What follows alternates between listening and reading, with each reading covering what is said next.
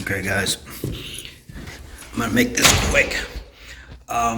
Lead, leadership, to be the first one, I guess, or to have others following, all of that stuff. So I don't know, I was just walking around the floor thinking about it. And lead, I broke it down to four areas: listen, educate, appreciate, direct. So listen.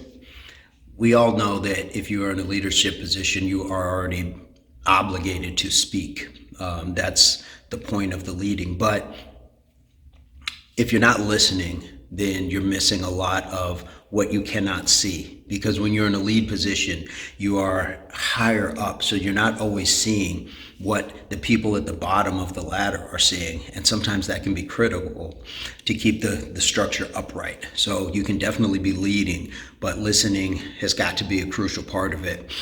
And I think we've all gone through the frustration of having that boss who knew it all because they were in their position. And I don't know if it's insecurity or just,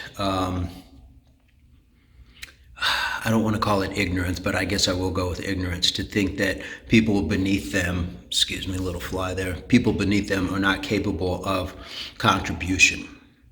Educate.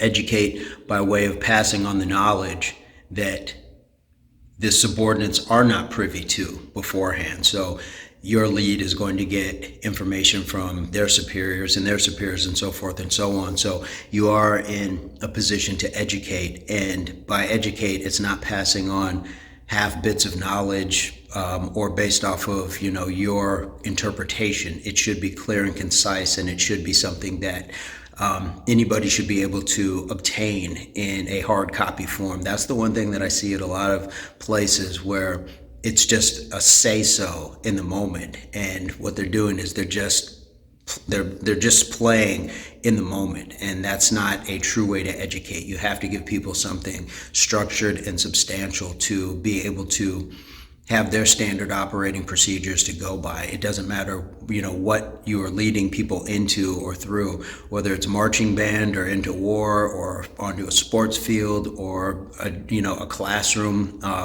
For whatever reason, you have to educate so people know time after time after time through repetition exactly what it is that they are being asked to do. Appreciate. If you aren't showing some form of gratitude for the way people are following through on your listening and your educating, then you're missing a huge part of it. And this is where you can find a lot of people will end up having resentful coworkers, which turn into non-productive employees, which turn into low production or non-successful campaigns, whatever it is. If you aren't appreciating the people that are following, you are setting yourself up. And that, again, there's some arrogance to that, to think that they are just supposed to. No, they don't have to. They may, do it out of fear for their jobs or in some cases for their lives, but only for so long. And we've seen this historically. There's mutinies, on ships and all sorts of areas where people have turned on leaders. So there is that. Direct it's beyond the education. Now it is like, we are going to put this into practice, and this is where we're going. This is the direction. This is the vision. And sometimes it is just showing what the vision is as in theory. And then sometimes it is an actual practice. This is where we are marching. This is where we are going. This is the play. This is what we are going to run. So just my thoughts. What kind of acronym would you put to lead? And as always, leave it down in the comments with an ace up your sleeve: advice, comment, experience.